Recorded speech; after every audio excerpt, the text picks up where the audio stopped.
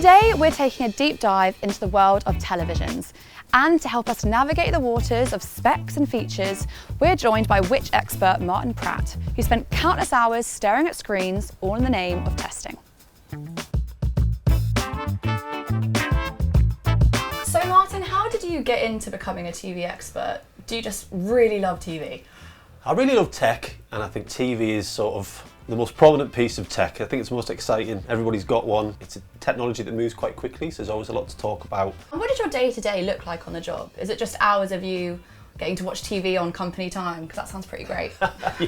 yeah, it would. I wish. It's a lot of writing, obviously, but when we do come to test the TVs, it's not as exciting as it sounds because we are watching the same scene over and over again. Oh. But there's a lot of sort of technical measurements in there as well. So unfortunately, no, it's not just watching whatever you want all day long, although I wish it was. Right, so this obviously isn't probably where you normally watch your TV from. No. But let's start with the basics. There's a lot of acronyms going on. Yes. OLED, Yes. QLED, LED, LCD, mini LED. Yeah. There's a lot going on. Yeah. What do they do? What are they? Talk me through them. Most TVs are pretty much the same. They might have different backlights, or they might have an extra layer in front of the liquid crystals, or it might be an OLED where it has no backlight. LCD stands for liquid crystal display, and those crystals, with the liquid crystals, that's what creates the picture when a backlight is shining on it. LED is a type of backlight. You can buy an LCD TV that's very, very good. You can get a QLED TV that's very good. You can get an OLED TV that's very good. It's not as if, oh, I've got this specific room type or a specific ambient brightness in my room that I must have this display. It really comes down to how much you want to spend and sort of what size you need, really. So there's been a lot of letters so far. There's also a lot of numbers when it comes to TV, like 4K, 8K. What do they mean as well? Talk me through it. Yeah, so those are all resolutions. So that's primarily the content you get, but also it defines whether your DV can display them as well. So we'll start with the lowest, which would be SD, that's standard definition, which can also be called 480p. You might see that sometimes. People have like noticed that from like YouTube or something when you're loading the video quality. Yeah, exactly. So on YouTube, you can start even lower actually at 360p, but generally with TVs, the lowest resolution you'll find is 480, and that will go up to 720p, which is called HD ready, and then you have 1080p, which is full HD. So that's what TVs were for a very, very long time. Then it jumps quite high, it goes to 4K, so that's 4 times the number of pixels essentially as what you'll find in full HD viewing, and that's what, if you buy a TV today, unless it's 32-inch or smaller, it's going to be 4K, and there's really no point in buying anything other than 4K at this point, I would say. After that, you have 8K as well, and there are some 8K TVs, but they're very expensive to run. I mean, if you get close to an 8K TV rather than put your hand in it, you can feel the heat kicking off it because they're so power intensive. And there's also nothing to watch. There's no 8K content to watch, so they're kind of a waste of time at the moment. So we've covered screen resolution. Another big thing people talk about is screen size. Is bigger always better? Talk me through it. Really, you should be buying a TV that's right for your room, so it needs to be the right size. If you've got a very small room where you sit close to the TV and you buy something huge, like 65, 75 inch, it's going to be like you're at the front row of a cinema. You're going to be trying to take everything in, and that's not a relaxing way to watch TV. Equally bad is being sat very far away from a small TV where you just can't make anything out. So although it's a bit boring, the best thing to do is literally to get a tape measure, measure how far away you're going to sit, and then there is an optimal screen size for that. And we have a tool on the website actually where you can input how far you sit and it'll show you exactly the screen size for you. Okay, and talk me through sound. So sound's a bit simpler. You're going to have a lot fewer options than you see with picture. You can see this one's greyed out, and that's because we have a soundbar connected to it, but otherwise you'd be able to choose some different options here. So we're on standard, usually the best way to go. You also have things like movie mode, but one thing I would recommend people try is like a clear voice mode, and they have different names depending on the TV, but it's something that will boost dialogue. Yeah, giving that a go as well, just emphasises the voices, makes the treble higher in the mix so that you can hear things a bit clearer. You can do a bit of tinkering though. If you go into the expert settings, you'll see a few options. Now, a lot of these are actually primarily about what's connected again to the TV and the kind of output the TV is doing.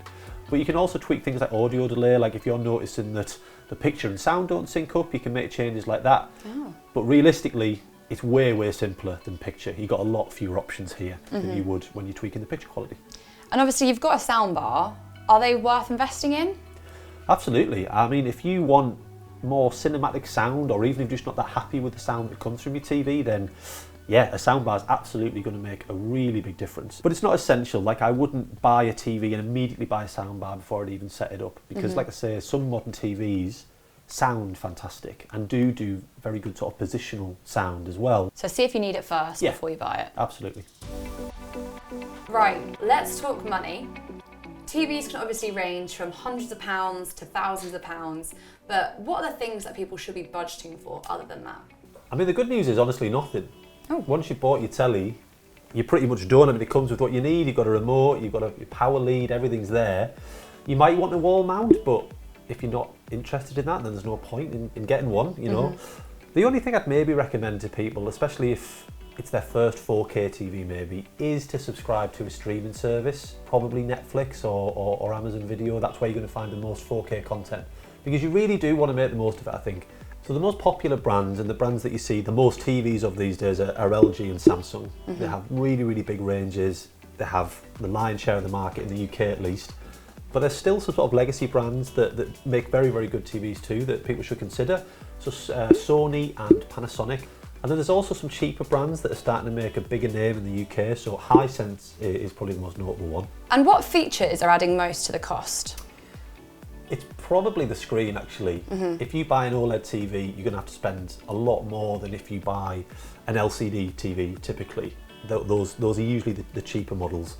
But there are some other things as well. Things like advanced gaming features is one. So if you buy a TV that has a 120Hz screen, you're probably going to be paying extra for that. Also, some of the more advanced HDR formats, so Dolby Vision IQ, those can bump the prices up. But honestly, a lot of what you're paying for is kind of hidden. It's in the research and the development and the sort of the tweaking. Like if you think of a very, very expensive TV, Samsung or LG's picture and sound engineers are going to have spent a lot more time with that TV making the most of it. So it's not always the features, it's just how much time and how much sort of tweaking and investment has been put into making that TV as good as possible. And what about older TVs? Are they still good value? Yeah, for sure. I mean, they're great value as long as you can find them. The problem with TVs is that they really don't stay on sale for very long at all. But what I would say is, if you are buying a new TV, you should absolutely try and buy one from the previous year, because you'll make an enormous saving. New TVs launch for insane prices, frankly, but the ones from the previous year will be at their cheapest point at the same time. And there's usually not a big difference in quality or spec or features that make it worth getting that newer model. Oh, good to know. Okay, so we've picked the TV that we want. How do we make sure we're getting the most out of it? Yeah, I mean, it's a great question. Firstly, I think you really need to change the picture settings. So when it's delivered to you or when you buy it and you take it out of the box, it's going to have its default settings, and they are never the best way to watch the TV. You can always improve it. So the first thing you'll notice is you have a few picture modes. Mainly, you want it set to standard, really, like natural, movie. Big difference between all of them. You can see they're changing it already, but to be honest, you want to be tweaking this yourself. So if you go into the expert settings, which sounds scarier than it is. Well, we're experts after this, aren't we? Yes, exactly. You'll know all of these soon enough. So you've got loads of options here, and you've got a few options about how you approach it. Yeah. You can either start tweaking these and seeing sort of what you think looks best in your room, or we actually have a thing online where we have all of the picture settings that we actually use to test the TVs. So when we first get them, we will tweak these for hours to get the TV looking its absolute best. And you can see the settings that we used. But you can see lots of different options here. And I think if you just want some quick tips, if you see anything around noise and noise reduction, you want to set that to low. Contrast enhancer is another one here, or adaptive contrast. You want that set to off or low, because these are all things that can make the picture look a bit more artificial. So yeah, I would definitely recommend turning those off. But yeah, I mean, there's so many options here, and the best thing is, I think, just have a mess around or use our advice online and see what we did, because that's when you're going to have a picture that's versatile. It's going to be good for whatever content you like to watch, whether that's a film or you're playing a game or you're watching sport or the news. You want something that's going to look good for all of that different type of content. Well, let's get comfy and play a Which 101 classic of fact or fiction. Okay. All 4K TVs look the same. Fiction, because they differ wildly. They're all the same resolution, but in terms of the actual picture quality, that's down to the quality of the TV itself. So yes, they'd be very different. Interesting. Bigger TVs have better picture quality. That one's mostly fiction. Bigger TVs can look better than smaller ones, and often they do, but that's not to say that if you buy a 65, 75 inch TV, it's automatically going to look better than a 40 or 43 inch one. But sometimes, yes, they do look better.